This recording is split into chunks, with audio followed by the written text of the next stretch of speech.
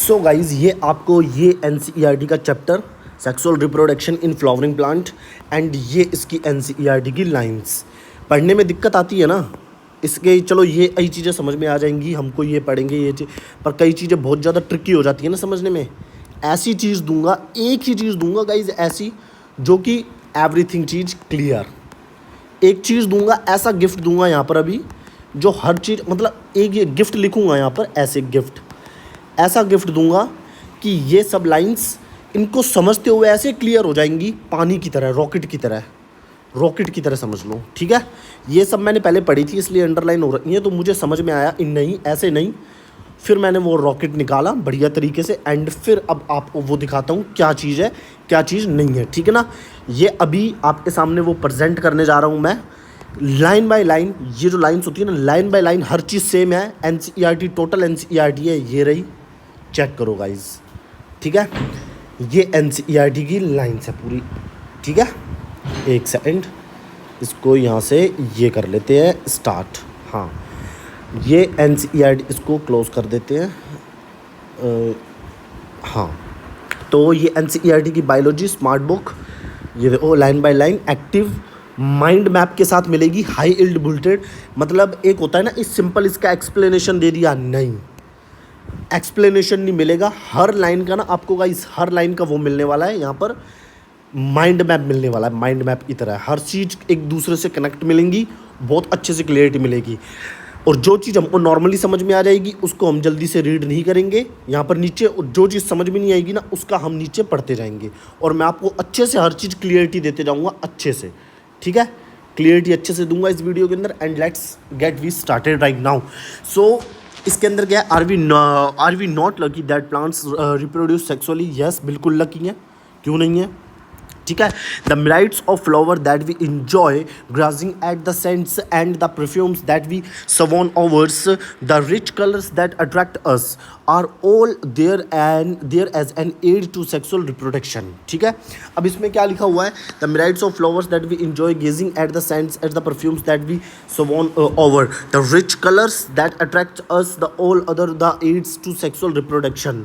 फूलों की खुशबू और महक, ब्राइटनेस, कलर नेचर में हमारे लिए नहीं है बल्कि सेक्सुअल रिप्रोडक्शन की प्रोसेस, मतलब मेन चीज़ क्या लिखी हुई, सेक्सुअल रिप्रोडक्शन की पॉलिनेशन के लिए, मतलब जो होते हैं ना फ्लावर्स वो हमारे लिए नहीं है, वो सेक्सुअल रिप्रोडक्शन की उसके लिए है। As the there are the as the aid of the sexual reproduction. ठीक है, एंड द इसमें normal not floral future reproduction aids, तो क्या फूल सिर्फ इंसानों के फ़ायदे के लिए हैं। नेक्स्ट लाइन देखो ना, ये इंटर रिलेशन बिठा रही है। ठीक है ना, ये लाइन जो है इंटर रिलेशन बिठा रही है और सिंपल बात ये होगी। ठीक है, जिसको जो समझ में नहीं आ रहा वीडियो को पॉज कर लेना, पॉज करके उसको पढ़ भी लेना। ठीक है ना, flower do not exist for us to be used for on selfishness, all flowering plant show sexual reproduction. Okay, at a look at a diversity of structures of the inflorescence। inflorescence का मतलब जो कि फूल के जैसे कि जो flower होता है, पेड़ है, एक पेड़ के ऊपर फ्लावर किस तरीके से आ रहा है, किस डिज़ाइन से आ रहा है, कितने फ्लावर्स आ रहे हैं, उस चीज़ को वो चीज़ मैटर करती है। ठीक है ना, उसका मतलब होता है इन्फ्लोरोसेंस। ठीक है, look at the diversity of structure of inflorescence, flower and floral part shown as an amazing range of adaptation to ensure formation of end product of sexual reproduction, the fruits and seeds। मतलब जो and product बनता है flower से वो ये बनता है, fruits and seeds बनता है। एंड फ्लोरल पार्ट जो होता है जैसे कि फ्लोरल बर्ड से फ्लावर बनता है इन्फ्लोरोसेंस के ऊपर जिस हिसाब से आता है। तो ये एक एडेप्टेशन अलग अलग तरीके से मिलेंगी, अलग अलग तरीके से आपको वो मिल जाएगी। ठीक है ना, और आपको ये मिल रहा है and product of sexual reproduction, fruits and seeds. अब इस चैप्टर में एग्जैक्टली पढ़ना क्या है, नेक्स्ट लाइन देखो। ठीक है, in this chapter lets us understand the morphology, structure and the process of sexual reproduction in flowering plant and angiosperm। in this chapter let us understand the morphology and structure of the structure and the process of sexual reproduction in flowering plant। ठीक है ना, angiosperm ए flowering plant ये सब पढ़ना है हमको। ठीक है, इस चैप्टर के अंदर flowers fascinate organ of angiosperm, fascinate organ है एंजियोस्पर्म का। Human being have had an intimate relationship with flower since in immortal. तो गाइज ये एनसीईआरटी की लाइन थी जो कि मैं आपको दिखा रहा हूँ। ये सब प्रॉपर एनसीईआरटी की लाइन चल रही हैं, प्रॉपर एनसीईआरटी की लाइन, ठीक है। इस चीज़ को ध्यान रखना। और इसके अंदर ना, इस वीडियो अंदर मैं आपको भी हाफ चैप्टर डालूंगा, इसको आप देखो, फिर अगले ही कुछ ही टाइम में, कुछ ही देर में नेक्स्ट वीडियो भी अपलोड कर दूंगा, ठीक है ना, टेंशन मत लेना, कुछ ही देर में डाल दूंगा। तो अब इसमें आ जाऊँ। चलो, floral since time immortal. Floral are object of aesthetic, ornamental, social, religious and culture value. They have always been used as a symbol for conveying important human feelings such as a love, affections, happiness, ये mourning etc। तो इसको पढ़ लो जिसको समझ में नहीं आया। Gift morning जो भी लिखा हुआ है, value is a aesthetic and culture, कुछ स्पेसिफिक एग्जांपल दिमाग में हैं। नेक्स्ट लाइन देखो, ठीक है।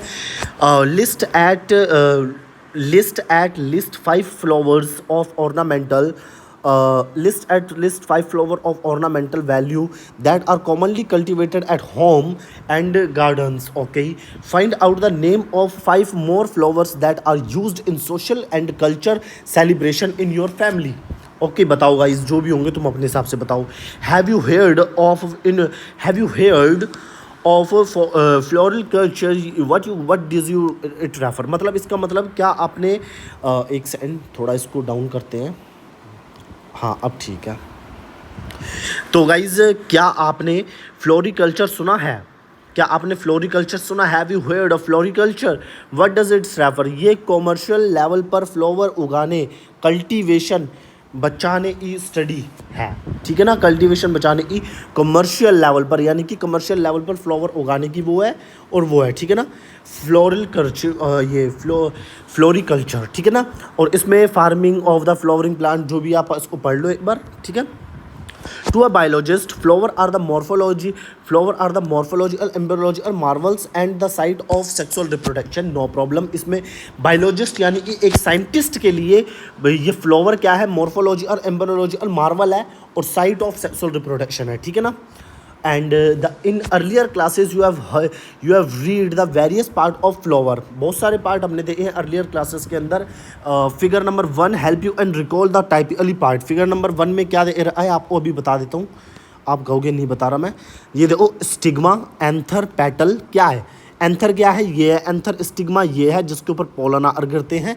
पेटल्स ये है जो साइड में लगे होते हैं। स्टाइल क्या है? स्टाइल ये है, ठीक है। अब सेपल्स क्या है? सेपल्स को मतलब सेपल्स ये है, तुम ये समझ रहे हो, ठीक है ना।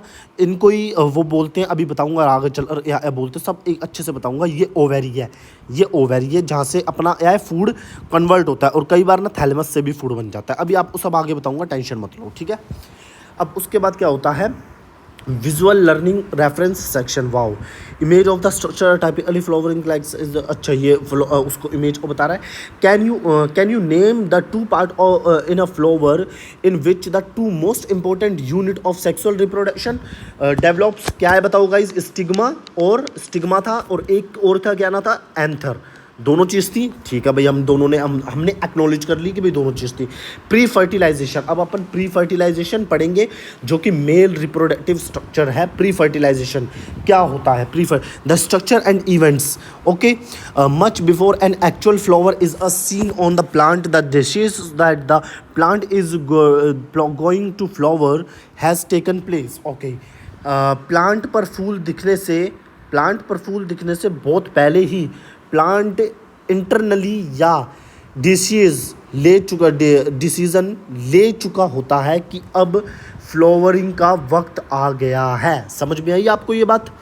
मतलब प्लांट पर फूल दिखने से बहुत पहले ही प्लांट इंटरनली डिसीजन ले चुका होता है कि अब फ्लावरिंग का वक्त आ गया है। अब लाइन को पढ़ो, much before the actual flower is seen on plant, the decision that the plant is going to flower has taken place, okay। the decision that the plant is going to flower has taken place कि अब flower निकालने का time आ गया है। Flower trigger earlier appearance, the decision, ये decision on implement करता है। नेक्स्ट लाइन में देखो, ठीक है भाई। Several hormonal and structural changes are initiate which lead to the differentiate and further development of the floral primordium, यानी कि पेरीमोडियम जो बनना है, जो फ्लोरल बर्ड बनेगा उसकी गेम हो रही है ये। Inflorescence are formed which bear a floral buds and then flower, पहले फ्लोरल बर्ड्स बनेगा एंड देन फ्लावर बनेगा, ठीक है। In the flower, the male and female reproductive structure. In the flower, the male and female reproductive structure. अब in the flower in the male and reproductive structure, androecium and the gynoecium is differentiate and developed. ठीक है ना। You would recollect that the androecium consists of whole stamens. Okay भाई, स्टैमन्स को combination of स्टैमन्स को androecium कहते हैं। You will तुम recollect करो, ठीक है। Representing the male reproductive organ and gynoecium represent the female reproductive organ. Okay, stamen microsporangia, अब ये सब चीज़ समझाऊंगा। माइक्रोस्पोरेंजियम क्या है, stamen microsporangium and pollen grain, stamen microsporangium and pollen grain, figure number 1.2 shown the two part of the typical stamen, the long stalk called the filament and the terminal generally bilobed structure called the anther। जो मतलब ऊपर वाला है वो bilobed है। अभी figure में आता हूँ, और इसमें स्टैमन एंड माइक्रोस्पोरेंजियम का डायग्राम दे रहा है, माइक्रोस्पोरेंजियम, और दोनों चीज़ बताता हूँ फिगर नंबर अगले में। ये देखो, अब गाइज आप सबको सब अच्छे से समझा देता हूँ। माइक्रोस्पोरेंजियम इसको समझ के चलो आप, ठीक है ना। ये होता है माइक्रोस्पोरेंजियम, ये होता है एंथर, पूरे को, इस पूरे को एंथर बोलते हैं। ये एंथर है, देखो ये रहा एंथर, ये फिलामेंट स्टॉक स्ट्रक्चर है ये वाला, ठीक है ना। बस इसको अपने दिमाग के अंदर रखना, इसके अंदर पोलन ग्रेन्स बनते हैं और ये जो है फट जाती है ऊपर वाली लाइनिंग। बस इतना सा याद रखो अभी, ठीक है। अब आपको आगे पढ़ाता हूँ, ठीक है। और ये लाइंस ना स्टॉप करके पढ़ दिया करो। द प्रॉक्सिमल, जिसको समझ में ना आ रही हो उसके लिए कह रहा हूँ, ठीक है ना। उसके लिए मैंने ये चीज़ें रखी हुई हैं, ठीक है। और जो चीज़ें हार्ड होती हैं वो मैं अपने आप समझा देता हूँ। Okay, the proximal end of the filament is attached to the thalamus or petal of the flower. The number of the length of stamen, मतलब जो फिलामेंट है वो अटैच्ड होता है थैलेमस और पेटल से, ठीक है ना। फिलामेंट अभी मैंने आपको बता दिया। The number and length of stamens are variable in flower of the different species. If you were to collect a stamen each from 10 flowers, each from different species, okay, and arrange them on a slide, you would able to appreciate large variation in size and seen in nature, okay। Carefully observation each stamen under a dissecting microspore।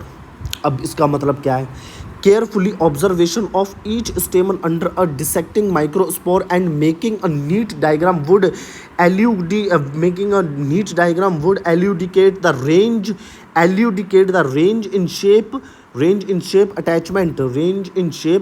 attachment of anther is different flower, ठीक है ना।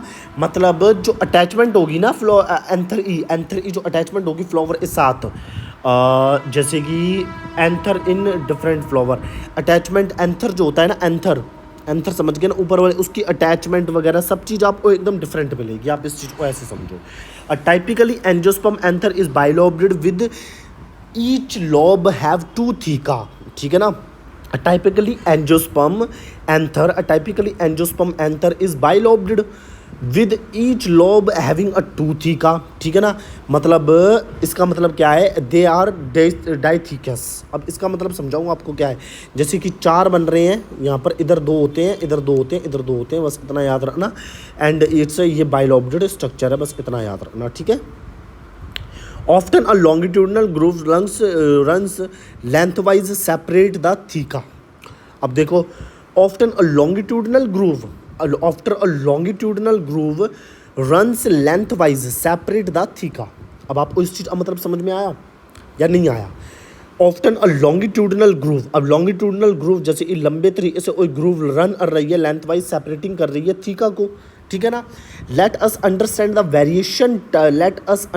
Various type of tissue and their organisation in the transverse section of the anther. Let us understand the various type of tissue and their organization in transverse section and their organization in transverse section of the anther। ठीक है, इस line का मतलब आप क्या समझे बताओ guys. Let us understand the various type of tissue and their organisation. हम अलग अलग टाइप के टिश्यूज पढ़ेंगे and their organisation in the transverse section. Transverse section का मतलब समझे, ट्रांसवर्स सेक्शन का मतलब होता है जैसे ये एंथर है, इसको बीच में से काट दिया। अब आपको डायग्राम में समझा ही देता हूँ एक बार, जैसे कि आपको अगले फिगर में समझाता हूँ। जैसे कि एंथर को ना ये बीच में से काटेंगे ना, जब ऐसे बीच में से काटेंगे तो अपना वो स्ट्रक्चर मिलेगा इस टाइप का, ठीक है ना। ये ऊपर से फिर देने के बाद इस टाइप का स्ट्रक्चर मिलेगा, क्योंकि उन्होंने काट वाट के देखा हुआ है ना, कि उन्होंने साइंटिस्ट वगैरह जो थे उन्होंने काट वाट के देखा हुआ है, ठीक है ना।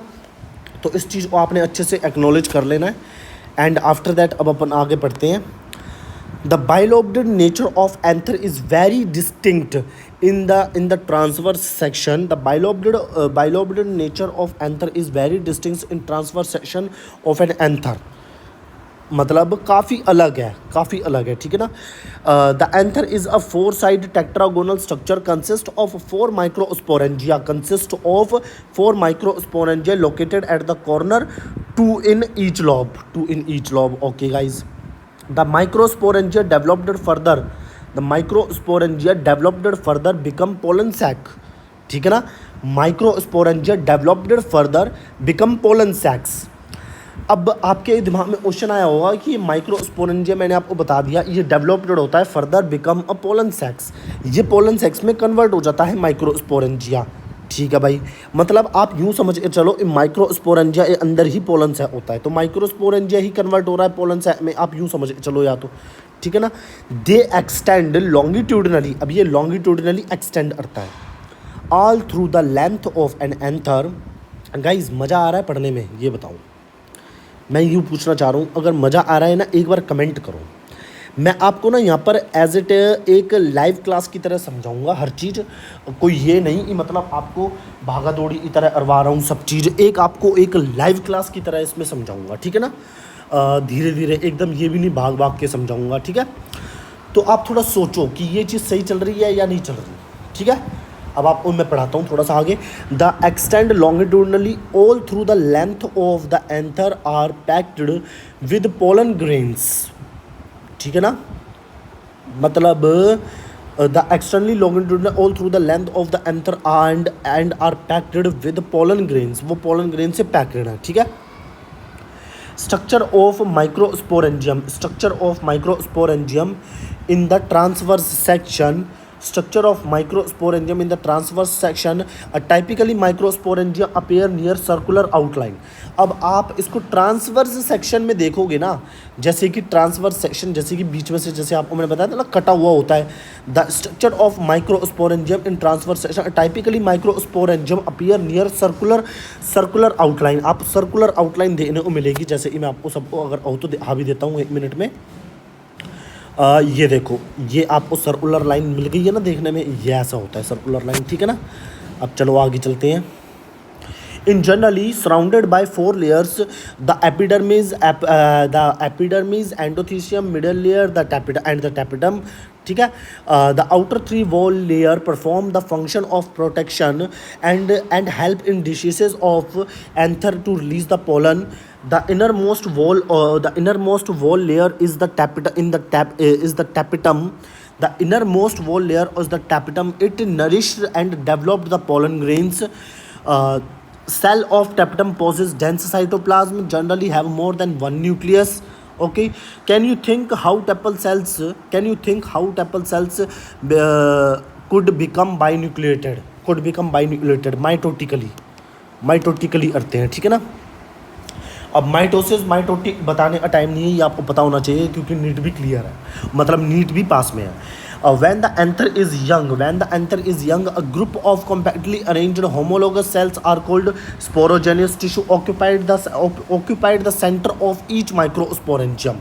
Occupied the centre of each microsporangium. Okay, homologous यानी कि एक जैसे स्पोरोजेनियस टिश्यू लगे होते हैं, उस चीज़ को एक्नॉलेज करते हुए। अब माइक्रोस्पोरोजेनेसिस क्या चीज़ है आपको पता है? An anther is developed an anther as the anther develops the cell of the sporogenous tissue, the cell of the sporogenous tissue undergo meiotic division. एक सेकंड, मैंने आपको क्या बताया यहाँ पर, वेट करो, wait for few minutes. Tapetal cells can be divided into, okay. NCERT आपसे पूछ रही है दो न्यूक्लियस ऐसे आए, answer karyokinesis, nuclear division is not follow by cytokinesis, cell wall formation, free nuclear division में the nuclear by nucleated the young centre the कौन सा होता है टिश्यूज लाइन दे। ओ ठीक है भाई, मतलब यहाँ पर तो माइटोसिस ही होगा मेरे हिसाब से, क्योंकि यहाँ पर ये कार्योकाइनेसिस और ये लिखा हुआ है ना, ठीक है ना। अब आगे चलते हैं, चलो गाइस आगे चलते हैं। इस चीज़ को क्लियर करूँ आपको अभी के अभी, एक सेकंड दो, फिर मुझे अभी क्लियर कर देता हूँ 2 मिनट के अंदर अंदर। एक सेकंड रुको, क्या है कि थोड़ा लाइव क्लास की तरह चले ना क्लास तो मज़ा भी आता है। सेक्शन कहाँ चला गया, सेक्शन, ओके। तो इसको इस तरीके से देखते हैं फिर।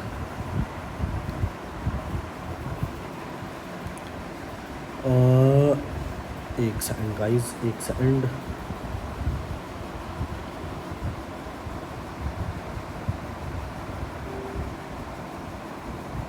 एक सेकंड ओ बस गाइस, 2 मिनट के लिए अभी बता रहा हूँ। एक्चुअली ना मैं थोड़ा एआई का यूज़ कर रहा हूँ, तो मुझे ना गाइस अब थोड़ा तुम इस चीज़ को ध्यान रखना, ठीक है। तो मैं पूछना चाह रहा हूँ एआई से कि can you think how tapetal cells could become binucleated. अब वो माइटोसिस करते हैं या मियोसिस करते हैं? Based on the text in the video, the tapetal cells become multinucleate because the process of karyokinesis or nuclear No. division You can tell me. No. You can tell me only. It's do meiosis or mitosis. The tapetal cells undergo mitosis, not meiosis. Yeah, I understand. तो guys मैंने आपको ये क्या बोला था कि ये mitosis ही करते हैं, मुझे पता था, क्योंकि इसने कन्फ्यूज़न थोड़ी ना मुझे वैसे कर दी थी। अब आपको सबको समझाता हूँ मैं। As the anther developed, the cells of the sporogenous tissue undergo meiotic division from the microspore tetrads। अब ये sporogenous tissue इसके अंदर होते हैं जो कि meiotic division करेंगे। What would be the ploidy of cells of the tetrads? अब जो टेट्राड्स, अब देखो मैं आपको बताता हूँ what would be the ploidy of the cells of the tetrad. Tetrad की प्लॉइडी क्या होगी? जो टेट्राड बनेंगे, माइक्रोस्पोर टेट्राड बन जाते हैं, उसकी प्लॉइडी होगी हैप्लॉइड, ठीक है ना। इसकी भी प्लॉइडी हैप्लॉइड, माइटोसिस मतलब वो माइटोसिस, ये माइटोसिस से बनेंगे। यहाँ पर ये लिखा हुआ है ना, ये म्योटिक डिवीजन और ए माइक्रोस्पोर टेट्राड्स बनेंगे, और जो ये ये म्योसिस मतलब म्योटिक डिवीजन और ए माइक्रोस्पोर टेट्राड बनेंगे, एंड पर ये हैप्लॉइड होंगे, ठीक है ना। हाँ, as each cell of sporogenous tissue is capable of giving rise to a microspore tetrad, ठीक है। अब देखो मैं आप सबको बताता हूँ। As each cell of sporogenous tissue is capable of give rise to a microspore tetrad, each one is potential pollen or microspore mother cell। इसको ना थोड़ा गाइज मैं ना डिटेल में लेकर चल रहा हूँ कई चीज़ों को। एक सेकंड को मुझे 2 मिनट दो। क्या होता है कि मैंने बोला था कि मैं एज अ लाइव क्लास की तरह लूँगा। मैं आपको क्लियर बोल रहा हूँ, आप इसको थोड़ा सा स्किप भी करना आगे से वीडियो, थोड़ी बहुत ना बीच में वीडियो को आगे स्किप भी करो, क्योंकि कंटिन्यूस बोलने से ना हमारा भी गला दुख जाता है, ठीक है।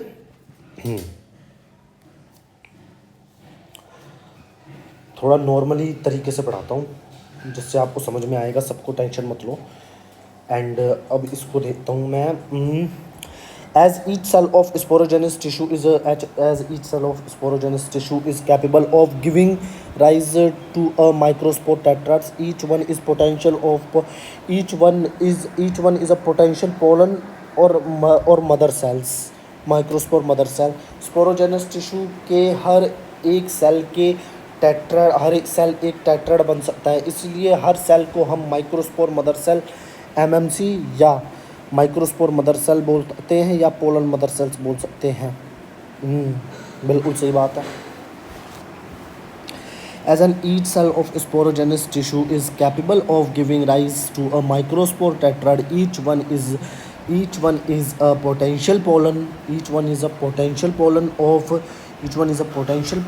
or microspore mother cell. The process of formation of microspore from a pollen mother from a PMC. Guys आप सबको एक चीज़ और बताता हूँ मैं आप सबको कि ये सब मैं पढ़ा रहा हूँ ना, आप सबको एक ऐसी चीज़ दूंगा अभी, समझाने वाली बोल रहा हूँ। अगर आपको समझ में नहीं आ रहा ना, जिन बंदों को ये चैप्टर समझ में आया हुआ है उनको लिए तो ज़्यादा ठीक है, क्योंकि मैं एक चीज़ ना क्लियर रखता हूँ आपके सामने। जिनको ये NCERT की लाइन समझ में आ रही है वेल एंड गुड है, 2 लाइन बोलूँगा ज़्यादा नहीं, वेल एंड गुड है। जिनको ये चैप्टर कॉन्सेप्चुअली क्लियर नहीं है, मैं एक चीज़ लेकर आया हूँ ऐसी, जिससे ना चैप्टर को आपको ना बहुत कम टाइम में पूरा क्लियर करवा दूंगा गाइज। पूरा क्लियर करवाए ना, उसके बाद उसको लर्न करवाने की गारंटी लूँगा मैं, लर्न करवाने की। मैं मजाक नहीं कर रहा गाइज, ये जो लर्न है ना ये बहुत ज़रूरी है, लर्न करना। और एक्टिव रिकॉल जिसे कहते हैं, एक्टिव रिकॉल करना बहुत ज़रूरी है। चैप्टर को समझना भी एक पल के लिए ज़रूरी है, मैं मानता हूँ, बट उससे भी बड़ी चीज़ ये है लर्न और एक्टिव रिकॉल। ठीक है ना, इस चीज़ को आप एक्नॉलेज कर लो, अभी समझ लो, अच्छे से समझ के रखो, और वो मैं करवाऊँगा। और ये रीडिंग मैं इसलिए करवा रहा हूँ क्योंकि क्वेश्चंस जो है ना इनमें से डायरेक्ट आ जाते हैं, और जिससे ये हमसे, अगर ये लाइन हमारे लिए फेवरेबल होंगी ना, अच्छे से फेवरेबल, तो हम इनको ना अच्छे से एक्सप्लेन कर सकते हैं, अच्छे से पढ़ा सकते हैं, अच्छे से वो कर सकते हैं, अच्छे से इनको समेट सकते हैं। ठीक है ना, इस चीज़ को आप याद रखना। एंड इसकी वो ऑटो मिनिमाइज ओपन कर देते हैं, हाँ ठीक है। तो ये चीज़ मुझे लगा ये आपको बतानी चाहिए। तो अब मैं आपको आगे बताता हूँ। The process of formation of microspore from pollen mother cell, यानी स्पोरोजेनियस टिश्यू और सेल से, पोलन मदर सेल यार, स्पोरोजेनियस टिश्यू जो होता है ना उसके जो सेल होता है ना, उसके सेल हुई पोलन मदर सेल या माइक्रोस्पोर मदर सेल बोलते हैं। ठीक है ना। The process of formation of microspore from pollen mother cell through meiosis called the microsporogenesis. ये याद रखना, ये डेफिनेशन है। माइक्रोस्पोरोजेनेसिस यानी कि माइक्रोस्पोर बनने की प्रोसेस को माइक्रोस्पोरोजेनेसिस बोलते हैं, जो कि मियोसिस से बनती है और पोलन मदर सेल या माइक्रोस्पोर मदर सेल से बनती है, जो स्पोरोजेनियस टिश्यू से निकलकर आए थे। ठीक है। अब देखो, microspore as they are formed are arranged in cluster of 4 cells, the microspores as they are formed the arranged in cluster of 4 cells, the microspore tetrad मैंने आपको वो भी डायग्राम दिखा दिया था कि कैसे है उसके अंदर। as the anther mature and dehydrate the microspore dissociation from each other, the microspore dissociation from each other, dissociation मतलब dissociate मतलब अलग अलग, from each other and developed into pollen grains, जैसे ही एंथर पकता मैच्योर है और सूखने लगता है, डिहाइड्रेट, ये चारों माइक्रोस्पोर एक दूसरे से अलग डिसोसिएट हो जाते हैं और इंडिविजुअल पोलन ग्रेन बन जाते हैं। ठीक है ना। अब देखो, as the anther mature and dehydrate यानी इस सूख जाता है, मैच्योर हो जाता है, microspore dissociate from each other and develops into a pollen grain. Microspore से तो पोलन ग्रेन्स बनते हैं। ठीक है ना। inside each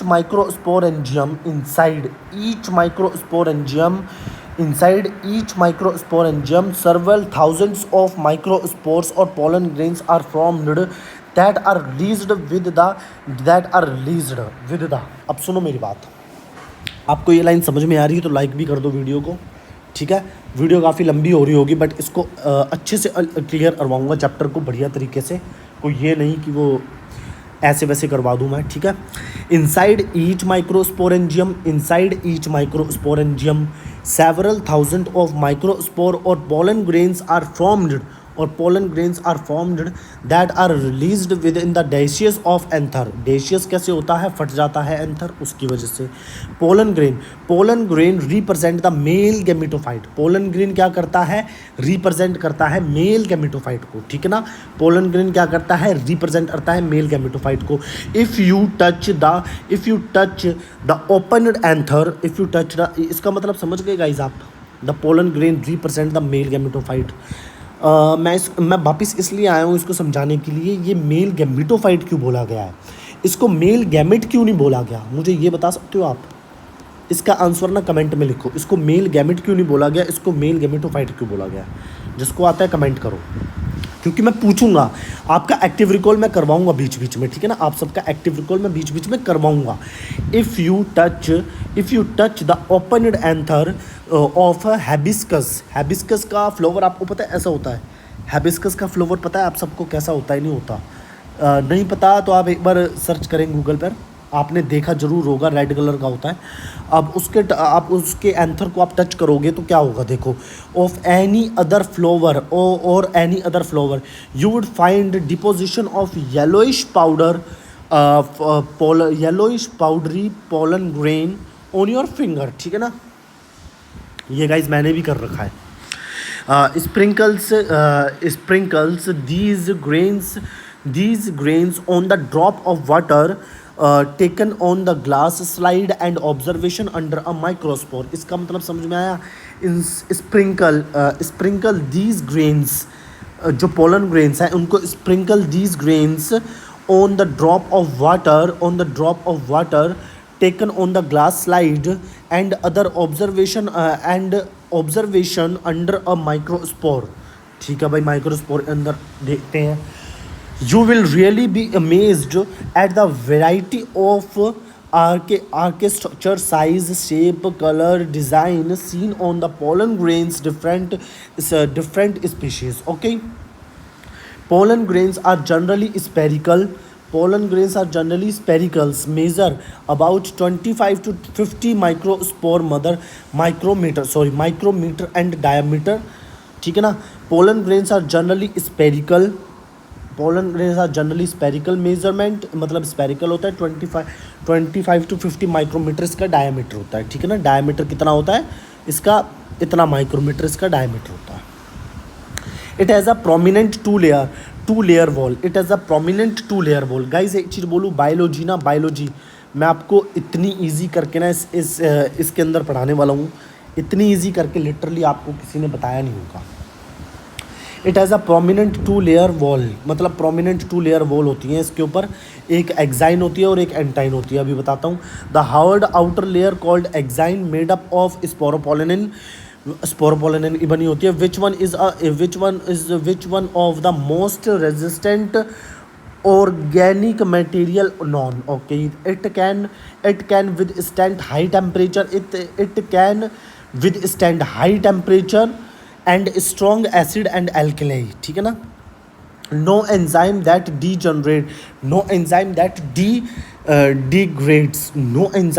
degrades sporopollenin is so far known।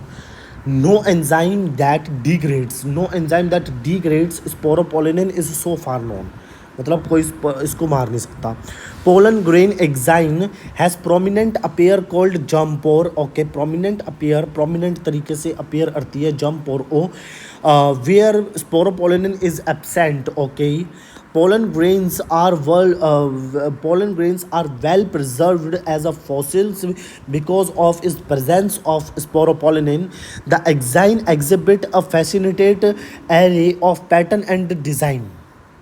अब देखो गाइज, इसमें ना इस चैप्टर में कई चीज़ें रटने वाली भी हैं, मतलब कम चीज़ें हैं इसमें रटने वाली, समझने वाली ज़्यादा चीज़ें हैं। मैं बीच बीच में आपको इसलिए एक्सप्लेन कर रहा हूँ जिससे कि आप इस चीज़ को समझें, आप इस चीज़ को एक्नॉलेज करें। Okay, the exine exhibit a fascinating array of the pattern and the design. The exine exhibit a fascinated. अब इसको पढ़ते हैं। एक्साइन की सरफेस स्मूथ नहीं होती, ऊपर उस पर बहुत खूबसूरत और अलग अलग पैटर्न और डिज़ाइन बने होते हैं, ठीक है ना। एग्जाइन की जो सरफेस होती है वो स्मूथ नहीं होती, उसके ऊपर खूबसूरत और अलग अलग पैटर्न और डिज़ाइन बने होते हैं, ठीक है ना। The exine exhibit a fascinating अरे द एग्जाइन एग्जिबिट्स मतलब अलग अलग अ फैसिनेट अरे of pattern and the design. Okay, why do you think the exine should be hard, क्यों होता है हार्ड? स्पोरोपोलिन की वजह से। What is the function of jump और अ फंक्शन जो उसके ऊपर खाली जगह होती है वो ये होता है कि उसमें से वो पोलन ट्यूब निकलती है, ठीक है ना। The inner wall of the pollen grain is called the intine. It is a thin and continuous layer made up of the cellulose and pectin. The cytoplasm of pollen grain is surrounded by plasma membrane. Okay, the cytoplasm of pollen grain, जो cytoplasm होता है pollen grain का जो cytoplasm होता है is surrounded by a plasma membrane, वो plasma membrane के through surrounded होता है। अगर गाइज आपको मेरी वीडियो स्लो लगे कि मैं स्लो बोल रहा हूँ तो इसको 1.5x पर आप लगा सकते हो, ये मैं खुद आपको रिकमेंडेशन दूंगा, ठीक है ना। अब सुनो मेरी बात ध्यान से, ठीक है ना। When the pollen grain is mature, it contain two cells, the vegetative cells and the generative cells. Okay, the vegetative cell is bigger. Vegetative cell जो है वो bigger है, as has abundant food reserve and large irregular shaped nucleus. Okay, the generative cell is small and float in the cytoplasm of vegetative cell. It is a spindle shaped with dense cytoplasm and nucleus. Okay, in over 60% of angiosperm pollen grain are shed at 2 cell stage। 60% यानी कि 60% जो angiosperm होते हैं pollen grain are shed at 2 cell stage। Okay, in the remain species the generative cell divide mitotically। In the remain species the generative जो 40% स्पीशीज़ बची हैं angiosperm की, in the main species the generative cells divide mitotically, वो mitotically divide करते हैं, ठीक है ना, to give rise to male gametes before pollen grain are shed are three at. बाकी बचे हुए प्लांट्स में पोलन रिलीज होने से पहले ही जो पोलन होता है उसके रिलीज होने से पहले ही जनरेटिव सेल एक म्यूटेट डिवीज़न करके टू मेल गैमेट स्पर्म बना लेता है, जिसे 3 cell stage कहते हैं। In the remaining species, the generative cell are divided mitotically to give rise to a 2 male gamete before pollen grain are shed। 3 cell stage ऊपर फिर shed होता है ये, ठीक है ना। अब यहाँ पर देखो 1 ये बता दिया हुआ है, यहाँ पर पढ़ दिया और गाइस है ना। The pollen grain of many species cause severe. अब देखो पोलन ग्रेन जो है वो क्या है, अब सुनो मेरी बात ध्यान से। Pollen grain of many species, अब ये ना मेन लाइन है गाइस, थोड़ी सी ना इसको ध्यान रखना, ये थोड़ी मेन लाइन है। Pollen grains of many species cause severe allergy and bronchial applications in some people often leading to chronic respiration disorder, asthma and bronchitis, ठीक है। It may be mentioned that Parthenium or carrot grass that came into India as an contaminant with imported wheat। इसका मतलब समझाता हूँ, थोड़ी सी language hard है। It may be mentioned that parthenium जो होता है वो बीमारी कोज करने वाली जो बीमारी होती है ना वो पार्थेनियम होती है, और कैरेट ग्रास जो मतलब carrot grass that came into India as a contaminant with imported wheat has become ubiquitous in occurrence and cause pollen allergy, ठीक है ना। कोज क्या करता है, पोलन एलर्जी कोज करता है। ओके गाइज, ठीक है ना, पोलन एलर्जी कोज करता है पार्थेनियम, ठीक है ना, carrot grass and it become ubiquitous in occurrence. अब इसको पढ़ लेते हैं एक बार। पार्थेनियम गाजर घास, पार्थेनियम जो गाजर की तरह घास होती है, बाहर से मंगवाए गए गेहूँ, इम्पोर्टेड वीट के साथ आई एक वीड है जो अब इंडिया में हर जगह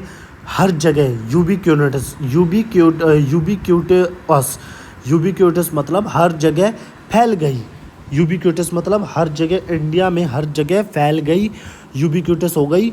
और मेजर पोलन एलर्जी कोज करती है, पोलन एलर्जी कोज करती है। अब एनसीईआरटी की लाइन फिर से पढ़ेंगे।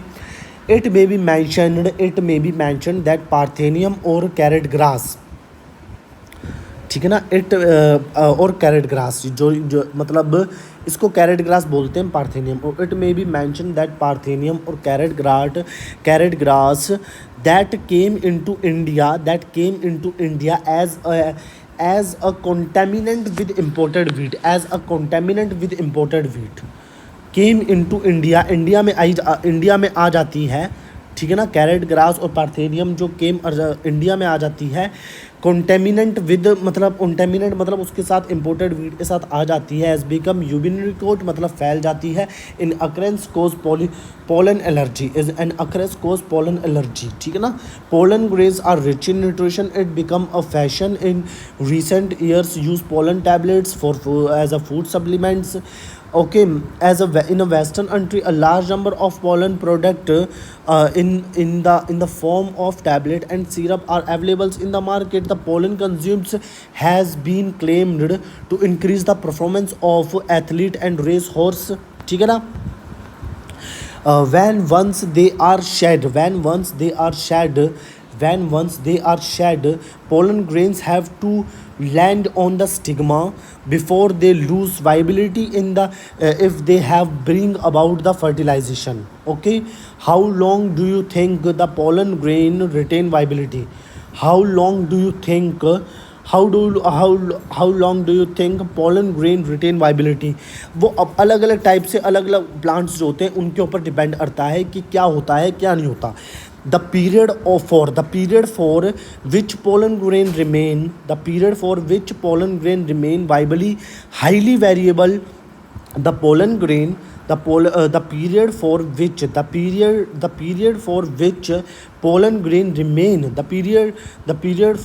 pollen grain remain viable is highly variable. Pollen grain remain viable is highly variable in some extent depend on the prevailing temperature and humidity, ठीक है ना। prevailing temperature and humidity, इसको पढ़ के सुनाऊँ। वाइबिलिटी का टाइम आप पढ़ लेना गाइज इसको, ठीक है ना, अगर जिसको समझ में ना आया हो।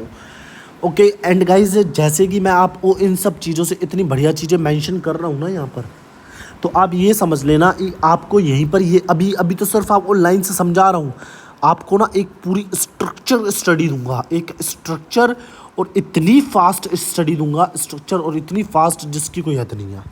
फिर उसके बाद लर्न करवाने की गारंटी भी मेरी रहेगी, ठीक है ना गाइज। एंड अब आगे पढ़ते हैं एनसीईआरटी की लाइन को। In some kernels such as rice and wheat, in some kernels such as rice and wheat, pollen grains, अब rice and wheat याद रखना, pollen grains use viability within 30 minutes, क्योंकि 30 minutes में rice and wheat अपनी pollen viability छोड़ देते हैं। Their release in some members rose, leguminous, solanaceae, they maintain viability of the months तक रहते हैं। You may have heard of storing semen sperm of many animals including humans for artificial insemination, सुना है आपने ये चीज। It possible to store pollen grain of a large number of species. It possible to store pollen grains. It possible to store pollen grains of a large number of species for अब देखो मेरी बात सुनते रहो ध्यान से। It possible to store pollen grains of a large number of species for year in liquid nitrogen 196 degrees Celsius. It possible to store pollen grains of a large number of species for year in a liquid nitrogen 196 degrees Celsius. Such stored pollen can be used for pollen banks similar to seeds banks in crop breeding program. Such stored pollen can be used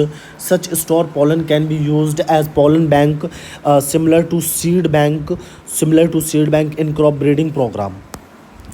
The pistils, microsporangium, ovule, and embryo sac. The gynoecium represent the female reproductive part of the flower. Gynoecium represent the female. The pistil, microsporangium, ovule, and embryo sac, and the gynoecium represent the female reproductive part of the flower. Okay, gynoecium may consist of single pistil, monocapillary, or may have more than one pistils, multicapillary. Gynoecium may consist of single pistil, monocapillary, or may have more than one pistils, multicapillary. When there are more than one pistils, when there are more than one, the pistil may be fused together. Syncarpus, figure number 1.7, or may be free apocarpus. Each pistil has three-part stigma, style, ovary. Stigma serves the landing platform of pollen grains. Style is an elongated slender part beneath to the stigma. The basal bulged part of the pistil is the ovary. Inside the ovary is the ovarian cavity locules. The placenta is located inside the ovarian cavity. The placenta is located inside the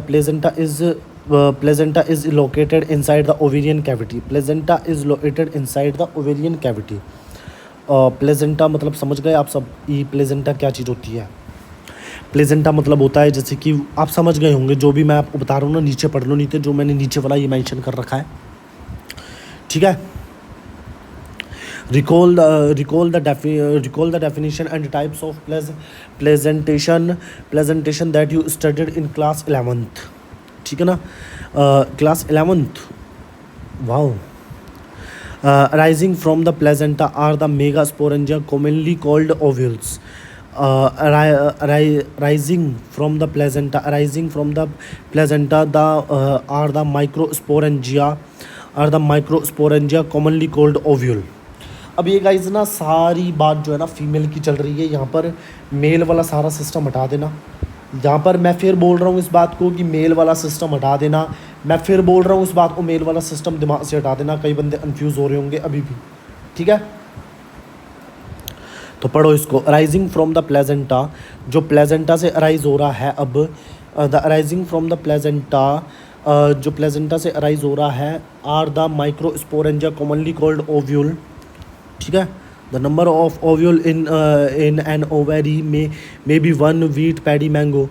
The number of ovules in an ovary, the number of ovules, जो ovules के number होते हैं ovary अंदर, may be one, जो one होता है वो wheat paddy mango के अंदर होता है.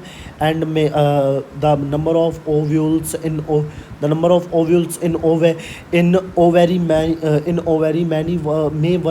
may be one wheat paddy mango to may papaya, watermelon, orchids. To many,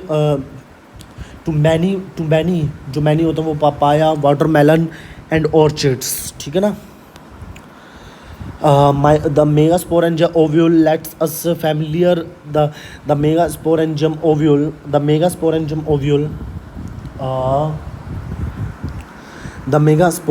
ovule, अब ये ovule जो है ये द मेगास्पोरेंजियम यानी मेगा, गाइज इस चीज़ को याद रखना, मेगास्पोरेंजियम को ही ओव्यूल बोलते हैं. यहाँ पर लिख लो इस चीज़ को, मेगास्पोरेंजियम को ही ओव्यूल बोला जाता है.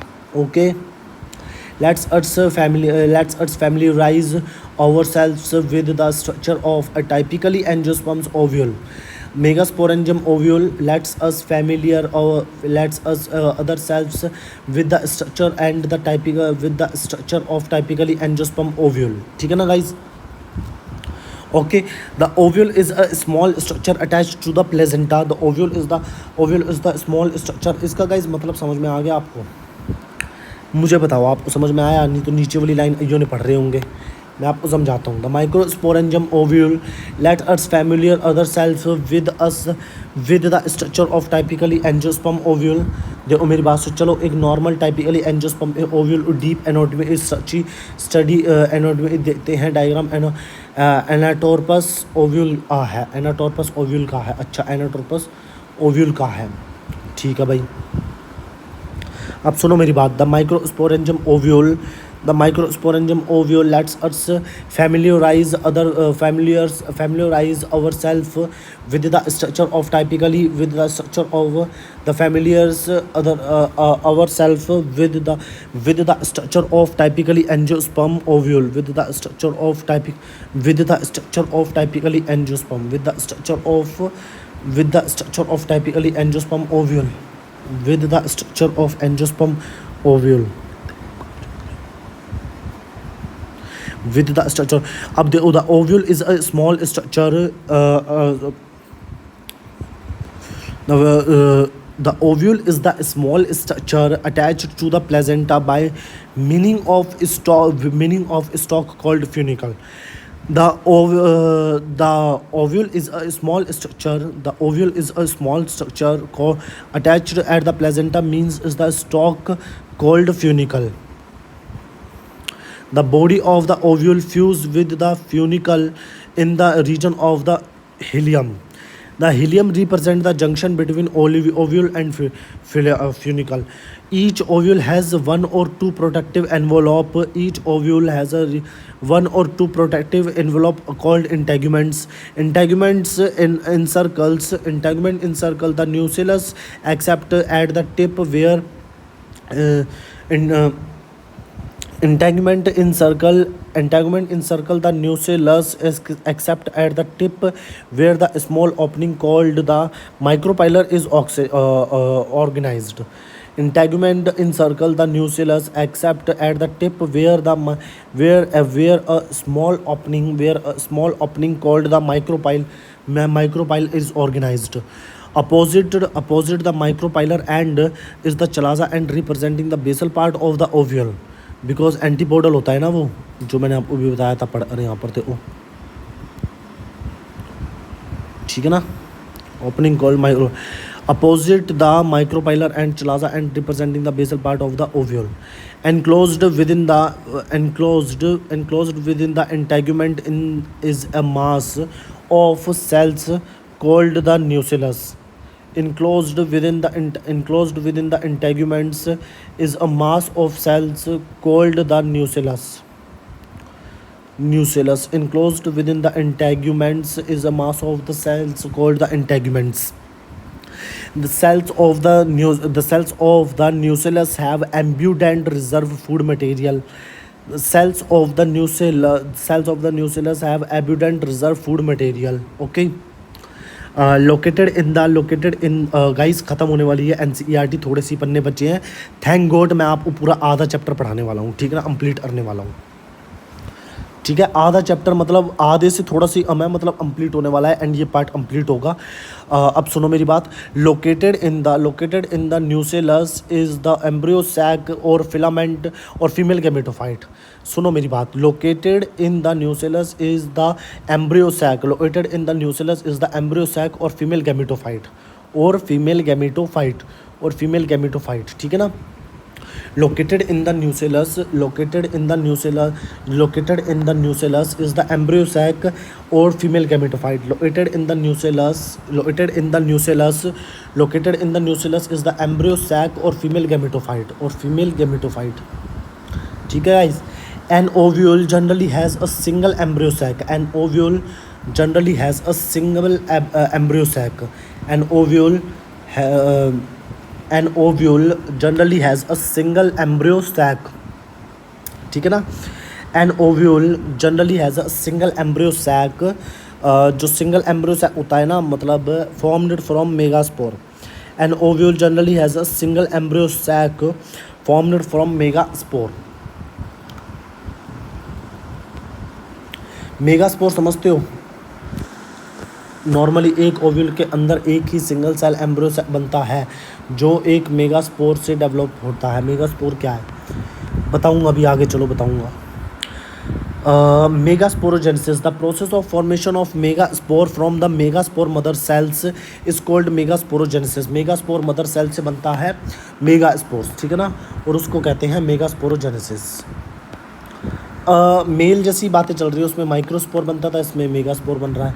अब ये प्रेजेंट कहाँ पर होता है अभी आगे पता चलेगा। Ovule generally differentiate a single में ovule generally differentiate a single megaspore mother cells MMC in the micropylar region of the nucellus, ठीक है ना। ओव्यूल जनरली डिफरेंशिएट, ओव्यूल्स जो है वो generally differentiate a single megaspore mother cells MMC in the micropylar region of the nucellus, ठीक है ना, of the nucellus. अब क्या है, ओव्यूल जो है वो जनरली डिफरेंशिएट होगा, ओव्यूल्स जो है generally differentiate a single megaspore mother cell. Ovules जो होते हैं वो generally differentiate a single megaspore mother cell, यानी कि ओव्यूल ही इसमें कन्वर्ट हो जाता है माइक्रोस्पोर मदर सेल में at the micropylar region of the nucellus, ठीक है ना। It is a large cell containing dense. It's a large cell containing dense cytoplasm and a prominent nucleus. It is a large cell containing dense cytoplasm and the prominent nucleus.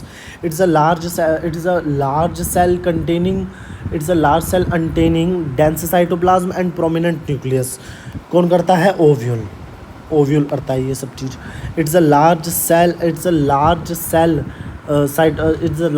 containing dense cytoplasm and the prominent nucleus. The MMC undergoes meiotic division. The MMC undergoes meiotic division. Meiotic division ही करेगा क्योंकि ये due to an haploid MMC होता है। What is the importance of MMC undergoes meiosis? What is the importance of MMC undergoes meiosis?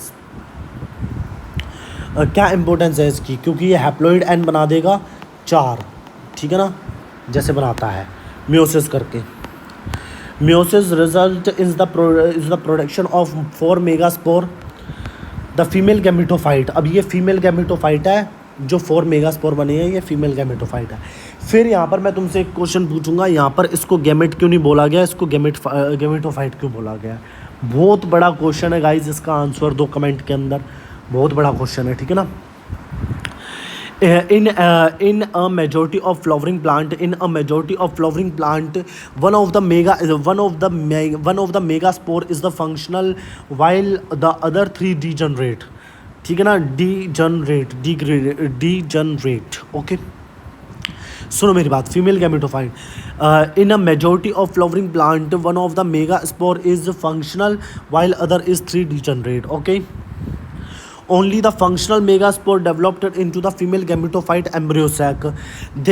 This method of embryo sac formation, this method of embryo sac formation of a single megaspore is a termed monosporic development. This method of embryo sac formation from the single megaspore is a termed as megaspore development.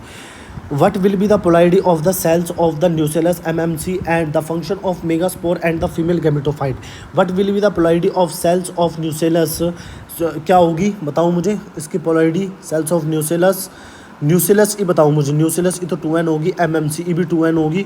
The functional megaspore and the female gametophyte, functional megaspore ही और female gametophyte की क्या होगी? Functional जो megaspore होगा उसकी तो N होगी और फीमेल गैमेटोफाइट की भी एन होगी, ठीक है ना, फीमेल गैमेटोफाइट की भी एन होगी। देख लो नीचे मेरा आंसर सही क्या, बिल्कुल। Let us study about the formation of embryo sac in detail. अब यहाँ पर एम्ब्रियो सैक की स्टडी करेंगे अपन इन डिटेल के अंदर, ठीक है ना। अब ये एम्ब्रियो सैक मैं आपको यहाँ पर थोड़ा स्ट्रक्चर देता हूँ कि क्या है एम्ब्रियो सैक। पहले ओव्यूल था, ओव्यूल ट्रांसफ़र हुआ किसके अंदर, ओव्यूल ट्रांसफ़र हुआ मेगास्पोर और फीमेल गैमेटोफाइट के अंदर, जो कि 4 बने थे। 4 में से क्या हुआ था, 4 बने थे, 3 हट गए थे, एक काम का रह गया था। अब इस काम वाले के अंदर ना, इस काम वाले के अंदर एम्ब्रियो सैक बनेगा, ये काम वाला है, इसके अंदर एम्ब्रियो सैक बनेगा। वो कैसे बनेगा वो देखते हैं, ठीक है। 23 पेजेस पर आ गए फाइनली।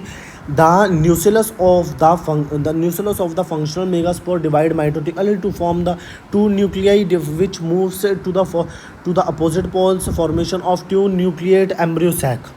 अब सुनो मेरी बात।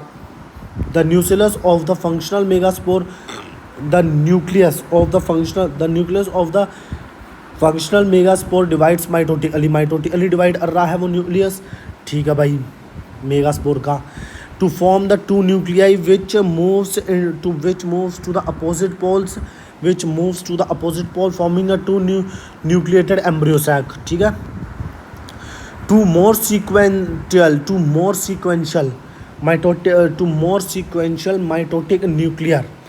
अब मैं आपको कैसे समझाऊँ, काफ़ी ज़्यादा मैं भी थक गया हूँ थोड़ा सा ना इसमें ना गाइज। आप अब मुझे ना थोड़ा सा रिलैक्सेंस भी मुझे भी चाहिए, क्योंकि दिमाग तो बोल ही जाता है, एनर्जी तुम्हें पता है काफ़ी बोलते बोलते खर्च हो जाती है यार। पर आई नो इवन 24 पेजेस हैं, 2 पेजेस बचे हैं, थोड़ा सा और दम लगेगा इसके अंदर, फिर क्लियर हो जाएगी सब चीज़ें, क्योंकि दम तो सब चीज़ में लगाना पड़ता है, ऐसे ही दम आप सब भी लगाओ, ठीक है ना। थोड़ा सा दम और लगाएंगे अब इसके अंदर, चलो लगाते हैं, कोई बात नहीं। अब सुनो, 2 more sequential mitotic nuclear division result in the formation of 4 nucleate and later the 8 nucleate stage of the embryo sac, ठीक है ना। अब 2 more sequential mitotic nuclear division, ठीक है ना। 2 more sequential mitotic nuclear division result in the formation of 4 nucleated and the later 8 nucleated stage of the embryo sac. Two more sequential mitotic nuclear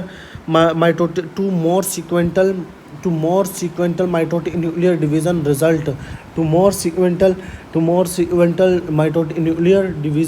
result in the formation of 4 nucleated and the later of 8 nucleated stage at the embryo sac. It is of interest to note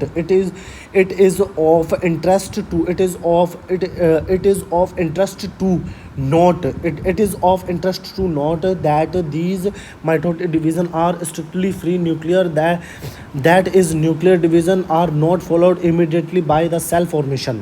Okay. It is of interest to note that these mitotic division are strictly free nuclear. This is nuclear division are not followed by immediately cell wall formation. After the 8 nucleated stage, cell wall are laid down, leading to the organization of typically female gametophyte or embryo sac. After a 8 nucleated stage, cell wall are laid down, leading to the organization of the typically female gametophyte, leading to the organization of the laid down leading to the organization of typically female gametophyte और embryo sac, female gametophyte और embryo sac बनाने में मदद करते हैं, ठीक है ना। observe the distribution of cell inside the embryo sac. Observe the distribution of cell inside the होता है 6 of 8 nuclei are surrounded by cell wall and organized into a cell. The remaining 2 nuclei called polar nuclei. The remaining अब सुनो मेरी बात ध्यान से कि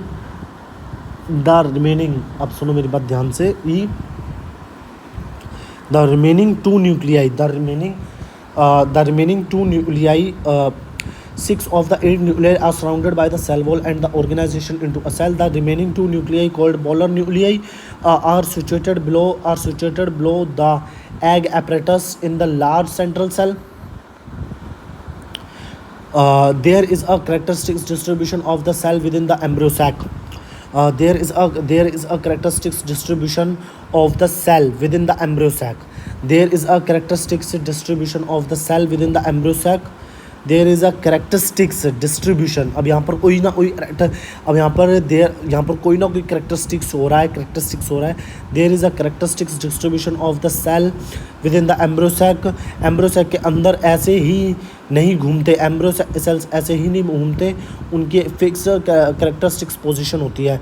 There is a characteristics distribution of the cells within the embryo sac. ठीक है ना. 3 cells are grouped together at the micropylar end and the consist of egg apparatus. Egg apparatus is consist into 2 syndroids or 1 egg cells. Syndroids have a special cellular thickening at the micropylar tip called filiform apparatus, which play an important role is guide to pollen tube into the syndroid. 3 cells are at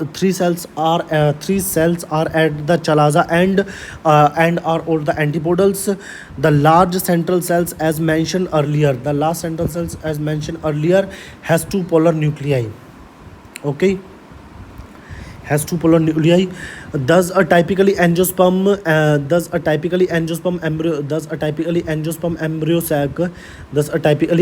embryo sac at maturity through 8 nucleated is 7-celled. ठीक है ना, as 7-celled. ठीक है ना. Thus a typically angiosperm embryo sac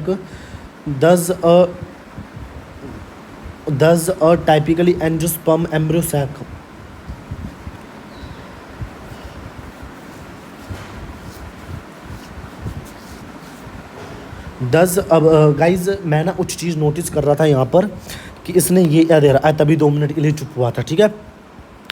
Thus a typically angiosperm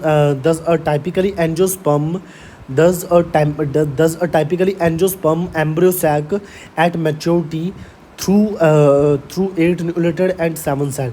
Thus a typically angiosperm embryo sac at maturity through 8 nucleated and 7-celled. Okay. So guys finally हम इस चीज़ को complete कर चुके हैं अच्छे से. इस चैप्टर की NCERT को अच्छे से हम पता है कहाँ तक कंप्लीट कर चुके हैं. अभी आपको बता देता हूँ मैं कहाँ तक मैंने आपको ये कंप्लीट करवा दिया है. कार्पल्स, स्टिग्मा, स्टाइल अलग अलग होते हैं. कार्पल्स होते हैं, ये स्टिग्मा हो गया. ठीक है ना, ये सब पढ़ा दिया मैंने आपको. इसको क्या कहते हैं, इसको क्या कहते हैं, मैंने आपको बताया था ना इन सबको क्या कहते हैं. इसको तो सिनकार्पस कहते हैं, इसको एपोकार्पस कहते हैं. ठीक है ना. कार्पस इसलिए बोल रहे हैं क्योंकि ये कार्पल होता है. ठीक है ना. मैंने आपको कहाँ तक करवा दिया देखो, इतने प्यारे तरीके से आपको मैंने NCERT यहाँ तक करवा दी है. अब कितने यहाँ पर पेज कंप्लीट हुए पहले तो वो चेक करो, कितने पेज कंप्लीट हुए पहले तो वो चीज़ चेक करो. यहाँ पर 11 पेज, 25 पेज थे. थोड़ा सा कम मैंने करवाया बट आधा हाफ NCERT मैंने आपको यहाँ पर पढ़ा दी है. सेकंड पार्ट जो है वो अगली वीडियो में आ जाओ, थोड़ी सी देर में आपको मिल जाएगा सेकंड पार्ट. थोड़ी सी देर में, ठीक है ना, थोड़ी सी देर में आपको सेकंड पार्ट मिल जाएगा बढ़िया तरीके से, एकदम सुपर डुपर तरीके से मिलेगा. एंड गाइज़ आपको ये मेरी एक्सप्लेनेशन कैसी लगी गाइज़, मैंने आप सबको ये चीज़ें बहुत अच्छे से एक्सप्लेन कर दी हैं. जैसे कि लास्ट में मैं कर रहा था इन सब चीज़ों को एक्सप्लेन, आप सबको याद ही होगा जैसे अच्छे से. ठीक है. तो अब इस वीडियो को फाइनली एंड करने का टाइम आ गया है. वीडियो मेरे हिसाब से आप 1.5x पर भी देखो, जितना हो सके उतना ट्राई करो. काफ़ी मज़ा आएगा आपको, मज़ा आएगा गाइज़, मज़ा. ठीक है ना. सुपर मज़ा आएगा, सुपर वाला मज़ा आएगा. ठीक है ना. अब आपको एक चीज़ मैं जो आपको देने वाला था वो मैं आपको लास्ट में बता देता हूँ. चलो, मैंने सोचा आपको इतना उसमें क्या रहना, लास्ट में मैंने यहाँ पर एक ये देखो यार, यहाँ पर वो मेंशन क्यों नहीं हो रहा. अच्छा, इसमें मेंशन नहीं है. मैं आपको चलो इसी में ही दिखा देता हूँ. इसको करेक्टराइज्ड और बढ़िया तरीके से यहीं देखो गाइस. अरे शिट, ये क्या हो रहा है. हाँ, ये जो आपको दिख रहा है ना, ये मैं हिला रहा हूँ. जो एक तो ये सिंगल एनसीईआरटी मैंने आप एक्सप्लेन कर दिया। इससे जो इनके जो बाप है ना, इनके बाप ये हैं गाइज, ये जो दो लगे हुए हैं ना, ये इनके बाप हैं। मैं इसके लिए मैं ये बात क्यों क्लियरली बोल रहा हूँ गाइज, ये फादर है इसका, ये एनसीईआरटी का फादर है। मैं आपको बता दूँ क्यों। चैप्टर क्लियर पता है कैसे होगा, ऐसे होगा चैप्टर क्लियर। देखो अब मैं आपको बता रहा था ना कैसे क्लियर करूँगा चैप्टर्स को, वो भी बताऊँगा। अब देखो ऐसे करूँगा क्लियर। अब इसको खोल के दिखा देता हूँ आपको मैं, क्यों है ये बाप। ये देखो ये पूरा चैप्टर है गाइज, ये पूरा चैप्टर है। ये देखो एक पीडीएफ है। अब इतना सा पीडीएफ है 2 पन्नों का, सिर्फ 2 पन्नों का पीडीएफ। क्या होता है 2 पन्नों का पीडीएफ, ये देख रहे हो 2 पन्नों का पीडीएफ, ये 2 पन्नों का पीडीएफ। ये नीचे वाले पे मत जाना, ये नीचे वाले का सिस्टम अभी अलग है। इन दोनों को एक ही पीडीएफ समझना है। ये जो 2 एक साथ दिख रहे हैं, ये भी 2 एक साथ दिख रहे हैं, एक ही पीडीएफ समझना। ये बाप है। दूसरा पीडीएफ देखो, ये पूरा बाप है। देखो दो पीडीएफ आ गए, ठीक है ना। अब देखो ये 2 हो गए, ये तीसरा पीडीएफ हो गया, ठीक है ना। ये तीसरा पीडीएफ हो गया। 3 बस 3 पेपर हैं छोटे छोटे। कितने पीडीएफ है, 1 2 3 4 5 ऐसे पीडीएफ के अंदर, सिर्फ 5 पीडीएफ के अंदर जितनी देर में मैंने आपको ये एनसीईआरटी एक्सप्लेन करी है ना, इतनी देर में मैं आपको पूरा, इससे भी कम टाइम में पूरा कॉन्सेप्ट ही समझा आपको फेंक के दूंगा इसकी एनसीईआरटी को। और याद कैसे करवाऊंगा वो देख लो, ऐसे करवाऊंगा। वही पीडीएफ है, आगे क्या है, एक्टिव रिकॉल के लिए जगह दे दी कि नहीं दे दी। फ्लावरिंग प्लांट रिप्रोडक्शन, बताओ इसका आंसर क्या है। Sexual reproduction and product, fruits and flower, fruits and seeds. Flower to biologist के लिए फ्लावर क्या है, जो साइंटिस्ट होते हैं उसके लिए फ्लावर क्या है, एम्ब्रोलॉजिकली एंड मॉर्फोलॉजिकली मार्वल्स होते हैं। ये क्या लिखा हुआ है, फ्लावरिंग प्लांट रिप्रोडक्शन क्या है। ये बिल्कुल ईजी है इसका आंसर, बट थोड़ा सा मेरे माइंड से भी मिस हो रहा है क्योंकि मैंने इसमें ऑप्शन नहीं रखे, बट बिल्कुल ईजी है। हल्की सी हिंट लूँगा आ जाएगा। फ्लोरल पैरामीडियम ट्रिगर कैसे, ये पैरामीडियम ट्रिगर कैसे होता है, हार्मोनल एंड स्ट्रक्चरल चेंजेस की वजह से। Inflorescence bear, floral bud and floral bud convert हो जाता है फ्लोवर के अंदर। बस इतना सही है। इसके अंदर आपको दिखा देता हूँ कैसा होता है। ये देखो यही था फ्लावरिंग प्लांट रिप्रोडक्शन, उसका रिप्रोडक्शन ऐसा है, सेक्सुअल है। फ्रूट सीड्स बिल्कुल सही निकला ना आंसर, देखो ठीक है ना। फ्लोरल बर्ड ऐसे ही आप सबको ये सब है ना, गारंटेड दे रहा हूँ, गारंटी से पूरी सब चीज़ें रटवा के ना एक कर दूंगा, रटवा के, जिसे कहते हैं ना एकदम कॉन्सेप्चुअल लर्निंग। और इसको जो मैं समझाऊंगा ना, ये देखो माइंड मैप फ्रेमिंग हो रखी है यहाँ पर। रिप्रोडक्शन ऑर्गन बता दिए, फिर एंथर अब बता दिया, रिप्रोडक्शन। ये माइंड मैप है गाइज, माइंड मैप है, इसको ध्यान से देखो तो आपको ये मैं क्लियर करवा दूंगा अच्छे से चैप्टर। पर पहले मैं जो ये एनसीईआरटी है ना, एनसीईआरटी को क्लियर करवाऊंगा, ठीक है ना। एनसीईआरटी को क्लियर करवाने वाला हूँ आपको अच्छे से, ठीक है गाइज। अब आपको मैंने सब चीज़ बता दी है, इससे ज़्यादा कुछ बताने की ज़रूरत नहीं है। अगली वीडियो में आप सब आ जाओ। अगर आप ये अभी देख रहे हो तो इसके 1 घंटे बाद मैं वीडियो अपलोड करने वाला हूँ। आप अगली वीडियो में आ जाओ, आप सबको बहुत ज़बरदस्त चीज़ें मिलेंगी, ठीक है। Okay guys, come on next video, ठीक है। Come on guys, come on. तो लाइक सब्सक्राइब जरूर कर दो और लाइक जरूर कर दो। और इस वीडियो को अगर आपको अच्छी लगी है ना, हाइप भी कर दो यार गाइज, हाइप कर दो। जितना कर सकते हो ना, शेयर वेयर जो भी कर सकते हो वो करो आप, उतना बढ़िया आपको कंटेंट दूंगा मैं फिर, ठीक है।